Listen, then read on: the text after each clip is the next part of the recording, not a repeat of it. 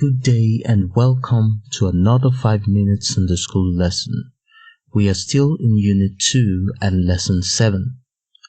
Our topic is still God rules through Gideon and Jephthah. And our memory verse is still taken from Judges chapter 16 and verse 4.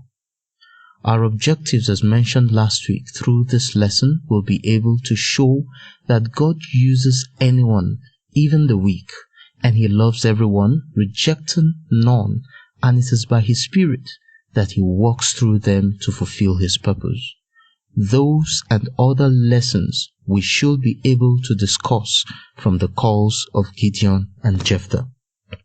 So last week we were looking at Gideon, the mighty man of valor, but this week we'll be concentrating on Jephthah, a man of his word. And we'll be looking at this lesson or this part of the lesson in two parts. A. Succeeds, fulfills his word, and B. 6 years of successful leadership.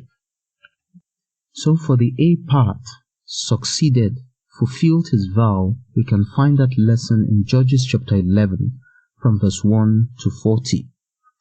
Jephthah was one of those that God used in Israel as a judge. But who was Jephthah?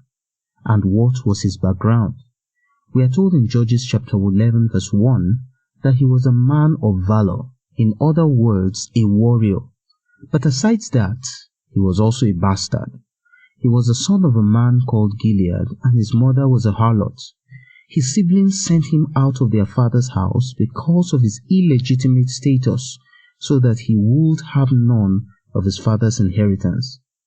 Jephthah had to travel far away from home, where he moved with worthless men, or those who we will call today as good for nothing. Jephthah was cut off from family and from his native community to live among the desolate. So, the time came that the Ammonites waged war with Israel. Surprisingly, the Gileadites went in search of Jephthah to ask him to come home and lead them to war. Wow, what a situation! The whole community, no one else was found to be ideal but Jephthah. Now the one that was rejected is now being pleaded with to lead his people, and they pledged their loyalty to him. Though Jephthah had been far away from his people, he kept himself abreast with the knowledge of their history and their God. Jephthah gave the Amorites a good history lesson on how God gave the land to the Israelites. Jephthah gave reasons to them, that is to the Ammonites, not to go to war with Israel. But of course, the Ammonites' minds were made up. So when men are set for destruction, they don't heed warnings. Remember Pharaoh too. The Spirit of God came upon Jephthah, and he became even more courageous to go to the battle.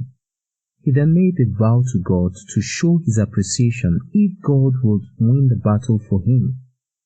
God gave him victory, and Jephthah had to fulfill his vow, even though it was a very tough one. Be careful what kinds of vows you make.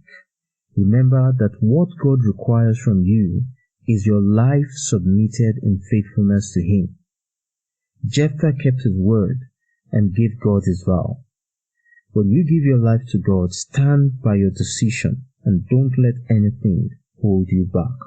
So part B, 6 years of successful leadership. Story can be found in Judges chapter 12 from verse 1 to 7. After Jephthah's victory over the Ammonites, jealousy arose from his kinsmen, the kinsmen of the Gileadites, the Ephraimites. They threatened Jephthah. They probably thought out of their pride that Jephthah couldn't have won the battle without their help. But they were very wrong. If God will do anything, He does not need the help of any man to achieve it.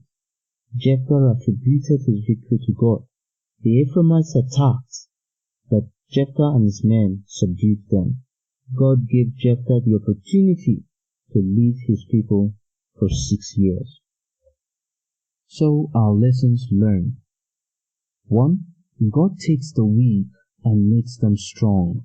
He uses them to fulfill His purpose. 2. No matter what your background may have been, God is ready to make use of you if you are willing. With Him, there is no castaway. So we've come to the end of another 5 minutes Sunday School lesson. Join us next week for lesson 8. Until then, may the Lord be with you. God bless you.